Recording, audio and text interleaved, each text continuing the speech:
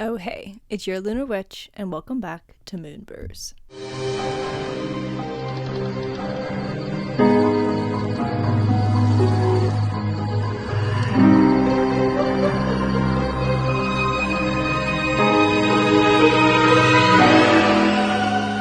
Let's venture into the woods and crawl our way up a hidden driveway. A driveway that opens up to a mansion. A mansion that is one of the oldest buildings located in New Jersey. A building that survived the Revolutionary War, many owners, and then preceded the death of them as well. We are in Fieldsboro, New Jersey, at a home near the Delaware River.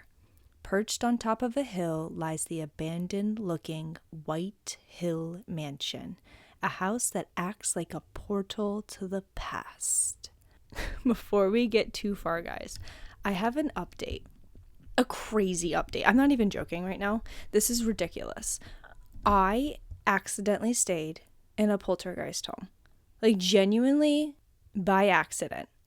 My family and I, we were traveling down to Cape Charles, Virginia, for, a little get-together, and literally without knowing, we booked a home that had a fucking poltergeist in it. And we had no idea. We had absolutely no idea. So just like, oh my gosh, let me break it down for you real quick. I cannot believe this. It's amazing. It was fantastic that we experienced this. We were terrified. It was scary as hell. But the first night, we all had separate rooms. We all had separate beds. And Joey ended up coming on this family trip. And he shut the doors hard. And I know we shut the door hard because the knobs on the door were older. A lot older in the sense of you had to turn it, like when you open a door, I'm pretty sure you turn the handle to the right to open the door. Or I think that's right. Don't judge me if I'm wrong. But regardless, it was opposite in this home. So let's, for example, say you have to turn the handle to the left to open the door. And it was an older house, a very old house, over 100 years old. And so everything was just super old, super intact still. They had original almost everything, flooring to staircase handles to doorknobs. So it was very old, very hard to get opened and to get closed. So I made Joey make sure he shut the door completely. We're sleeping. And I wake up in the middle of the night. That's just what I do. And I look over and the door is wide fucking open. Wide open. And if you've been listening to the show, you know that Joey he's not a skeptic, but he's not like a hardcore believer like I am. So I woke up immediately and I said, Joey, why the hell is the door open? And he looked at me and he was freaked out. He was like, I think he said like, I really don't know. Like he was like, you could tell. Do you know when like a kind of skeptic gets a little bit of a hint of like the paranormal and you're like, yeah, it's happening. Yeah, that happened. He ended up shutting the door. That was that. So a few other things had happened, and these other things had happened to other people in the home. So my mom was in the home coming down the staircase, I believe, and she saw somebody walk around the corner. The bottom of the staircase, she's at the top. At the bottom of the staircase, she sees somebody like kind of quickly, swiftly turn the corner so you can no longer see them. She thinks it's my father. So she walks down the steps, turns the corner. There's nobody there. She can't find him.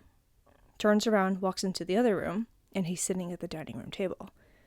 And just how the house was made and how quickly it would have made, like how quickly he would have had to move, to get around the other side of the house to sit in the dining room table didn't make any sense. So she did see some sort of shadowy person, apparition, really creepy. And then my father, I would say a skeptic, one of the nights we were all out of the house and we were down by the beach and he forgot his cell phone. So we all locked up the house. We all went down to the beach. He was at the beach and he was like, oh shit, I forgot my phone.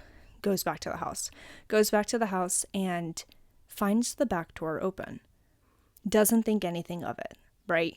Whatever. We forgot to shut the back door. We are I will say I have OCD bad, and I feel like I got that from my parents. So It is very rare for us as a family to leave things like that undone, right? The refrigerator would never be open. The door would never be open. But whatever, people make mistakes. He came back, doesn't say anything, right? Because we are humans, we make mistakes. So I think he just assumed that the door was just open, like whatever. He grabs his phone, heads back to the beach. We go to bed, we wake up the next day. The next day, we go out as a family. Everything is shut and locked, right?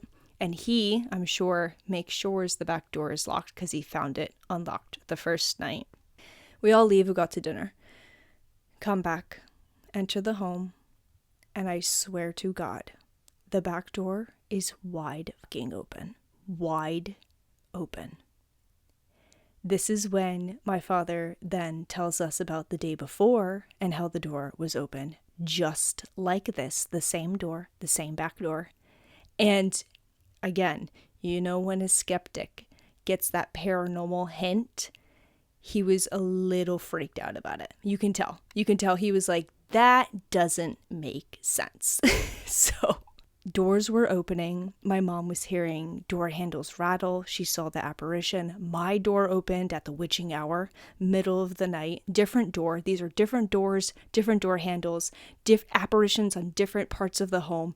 It was insane. The vibe wasn't off. It wasn't like super scary, super creepy. But after we weren't, you don't go into a home and start talking about ghosts, right? We were just like enjoying our little vacation home for the weekend, and things slowly started coming out like, oh, my door opened, and Dad's like, oh yeah, the back door opened, and Mom said, oh, the water was running in the sink downstairs. And it's like, you're putting this all together on day like 2 or 3, like what the fuck? Like, and we look it up and the home is like 100 some years old, and you're like, yeah, this is definitely a haunted house, and it's haunted by a freaking poltergeist. And honestly, to like tie it all together, on I don't know what day it was, but we did find headstones on the side of the home, on the property, like resting really close near the side of the house. It's not like it was one big open acre, right? It wasn't an acre of land and you didn't walk out to the graveyard in the back. No, it was a little tiny property, and there were 2 headstones on the side of the home. And that just all put it together for me. Crazy. We had the last night we were joking, we're like, she would just like pack all her shit and just go home. Like, this shit is crazy. We survived. We left offerings from the beach to the poltergeist ghost for good peace. But yeah, that is my little poltergeist story. It was genuinely insane. But let's move the planchette back to the main part of the story. White Hill Mansion was originally built by Robert Field in 1722 as a high-style Georgia country estate, but today it looks abandoned, run down, and filled with energy from the past. This home is over 300 years old today, a place where spirits still reside and energy seeps from the walls. Robert Field and his wife both lived in this home in the early 1720s. They also housed both Hessian, which are German soldiers, and colonial troops during the American Revolution. As years passed, the home lost hands due to mismanagement by the Fields, and was then passed on and on and on to more owners, one after the other, passing through so many different hands, different environments, and energies. The White Hill Mansion has absorbed it all during its 300-year reign. Throughout much of the 20th century, the mansion had acted as a restaurant popular with politicians and leaders due to its isolated location in the Jersey woodlands. This was possible due to Henrik Glenk and his investment in the mansion. Mr. Glenk bought the mansion in 1923 and made it into a successful upscale restaurant. Mr. Glenk was allegedly responsible for using his restaurant business as a secret bootlegging scheme as well. He allegedly smuggled liquor through the underground tunnels of the home. These tunnels led from underneath the home directly to the Delaware River, where imports would arrive. It is said that the home was also involved in a darker past. The mansion was apparently under control of a mob-controlled speakeasy. So not only did Mr. Glenk get involved in bootlegging, he was involved in the mob as well. God only knows what actually happened or actually occurred in this house. And thinking of it, what had to have happened in the underground tunnels of the home? Maybe countless murders or beatings or protests could have occurred here. All to stay hidden as secrets within the walls of the White Hill Mansion. Not only did the mansion act as a speakeasy during the Prohibition era, it also acted as a brothel. The old brothel is actually hidden today behind the walls of other rooms in the home. If you're lucky enough to visit, you may be able to actually find these secret passageways and staircases hidden behind walls to the old brothel. How cool. On the second floor, you may be able to find the secret staircase that is hidden within a bathroom that then leads up to a few smaller rooms upstairs, potentially in the attic of the home.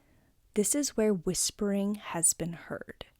Fast forward a few hundred years, the borough of Fieldsboro saved it from demolition, thankfully. A home that was near the end of its life was saved by the borough.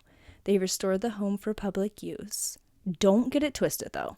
This home still looks very decrepit and lost, not only on the outside, but on the inside as well. Obviously, this mansion attracts many paranormal investigators and psychics from all over. Weird New Jersey, a popular magazine and travel guide founded by Mark Moran and Mark Skierman, covered the White Hill Mansion in a blog. Some of the team actually went as well to investigate the property, and they had some compelling evidence of the paranormal from their visit. Weird New Jersey investigated the property back in September of 2010. They were given a private investigation of the home. The team stood alone in the dark past of the mansion all night to investigate. Prior to the start of the investigation, the team was preparing by setting up all their electrical equipment in the home. They started setting up near the grand stair entrance of the mansion. Picture that for a minute, a grand staircase in a 300-year-old home. How many feet did those steps support for 300 or so years? How much energy of the pounding of the countless feet has it obtained? Anyways, the team was alone, and there were only 2 investigators setting up in the area at the time, when a voice spoke out in what seemed to be French. No one else was around, but the recorder that was recording actually caught the voice. The 2 investigators were never able to identify what was actually said in the recording. Throughout their investigation, they encountered more unexplainable events. When they were on the second floor of the home, they heard a knocking coming down the dark, long hallway near the oldest part of the home. The investigators decided to move closer to the sound. Good for them, right? And they actually sat on the floor in the dark hallway facing the bathroom, where they believed the sound came from. While they were sitting in the dark of the night, out of nowhere, a giant bang came from underneath the investigator who was sitting on the floor. She said it felt like someone was hitting the ceiling below with like a broom handle. It was loud, it shook the floor, and sent pure fear running through their veins. After some thought, the investigator determined that this was probably not paranormal and identified it as potentially the old heating pipe that was located right under the floor. It had maybe happened to turn on, in the middle of the night. She found out later, after talking with the owners, that the heat pipes located under the floors are no longer hooked up to any sort of heating unit. So what the fuck made that noise? To me, this seems deliberate. The investigators originally heard knocking in that direction. Whatever or whoever the spirit was bringing the investigators closer to the source. They wanted them to be in that area. The investigators got comfortable, sat down, and that's when the spirit struck. This is intelligent interactions, as the spirits knew how to draw the investigators in and then scare the living shit out of them as well. Maria, a fellow investigator on the team, had a very strange and disturbing experience as well. Throughout the night, she had kept complaining of something, quote-unquote, bothering her. A spirit felt connected to Maria for whatever reason, and continued to make her feel uneasy throughout the night. She explained how sometimes it felt as if the floor was being pulled out from beneath her. I assumed, making her feel disoriented or dizzy, which I cannot even fathom how disorienting that must be. Being in a dark home, being in a dark haunted home in which you're trying to investigate ghosts. She repeatedly asked the spirit to leave her alone. This is when the other investigators on the team decided to start recording her, as she was clearly the center of attention. The investigators captured Maria's hood of her jacket moving by itself. Are you kidding me? Not only is Maria being tormented by these spirits, making her dizzy and disoriented, but she's getting physically touched, and it was caught on camera. A physical piece of clothing on her body being moved while she was wearing it. This concludes the need for evidence for her harassment for sure. There is said to be a dark entity that lingers in the basement, one that appears as a black shadow, and it is said to touch the hair and faces of its prey. And regularly, as we already heard, doors, footsteps, and knocking are common hauntings that occur all throughout the home on a common basis. Weird New Jersey admitted on their blog that their favorite part of the home is the oldest part, the part of the home that has been around for over 300 years, which, yeah, it's probably gnarly as hell back there. To get to this area of the home, you must walk through a bright red galley-like compact bathroom. Hello? A red compact ass bathroom? Are you kidding me? After you enter this tiny red bathroom, you must walk through it to enter another room. A room with a sunken floor and fallen plaster. As I said earlier, this home was saved from demolition, but not necessarily remodeled. This is where they heard the ghastly bang in the floorboards during their investigation. While they were located in this part of the home, they decided to investigate further by asking the spirits questions. Quote, "Are you a servant in this house?" Quote, as soon as they had asked, they heard a "yeah" in response. Apparently, a lot of the crew left after this and after all the other incidents that were occurring because they were so freaked out. Okay, so those were the hauntings that had occurred when Weird New Jersey, that crew, went to the White House mansion. But who are the ghosts that actually reside there? The ghost of Mr. Glenk is said to wander and lurk in the attic of the home, where the apparent brothel was located. It is believed that Mr. Glenk is still working hard for his, quote-unquote restaurant, cough, cough, speakeasy, let's be real, all day and all night, keeping up with his bootleg practices, his mob ties, and potential brothel quest. They believe that he resides in the attic because deep voices are heard from coming up there. A blonde little boy is said to haunt the home as well, thought to be Mary Field's son, who had passed at an earlier age in the home. A tour guide one night was alone in the home, locking up after his last tour, and he went to close an open window. As soon as he closed the window and turned around, he spotted a little boy. He said he was about 3 years old. The little boy was just staring at him. As quickly as he was there, he vanished into thin air. And like I mentioned earlier, there is said to be a dark entity in the basement. Maybe this is where the mob spent most of their time, conjuring potential negative energy from what may or may not have occurred in this space. Something we'll never know. The entity appears as a shadow figure, and most of the time, these are the figures that, we want to stay away from.